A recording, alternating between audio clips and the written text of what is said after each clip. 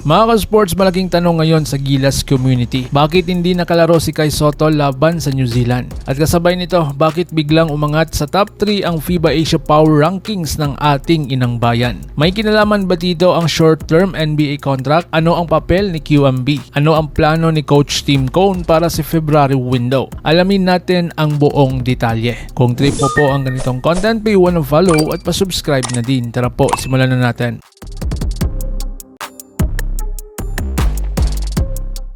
Mga sports, NBA contract ni Kai Sotto, ano ba ang totoo? Una sa lahat, pag-usapan natin si Kai Ju. Lumabas sa ilang ulat na may short-term NBA-related commitment si Kai na naging dahilan daw kung bakit hindi siya nakasama sa Gilas kontra New Zealand sa FIBA window. Hindi ito simpleng ayaw maglaro issue. Sa professional basketball, may tinatawag na contractual obligation kapag may short-term deal, workout contract o training camp commitment, may restriction ang player sa pag-alis o pag-join sa ibang torneo. At kung totoo man ang NBA window opportunity, napakalaking bagay nito sa career ni Kai. Pero malinaw sa mga nakaraang interview niya, hindi kailanman tinanggihan ni Kai ang Gilas. Kung may pagkakataon siyang maglaro para sa Pilipinas, lagi niyang pinipili ang bandera ng ating inang bayan. So mga ka-sports, ang pag-angat ng Gilas sa FIBA Power Rankings. Habang usap-usap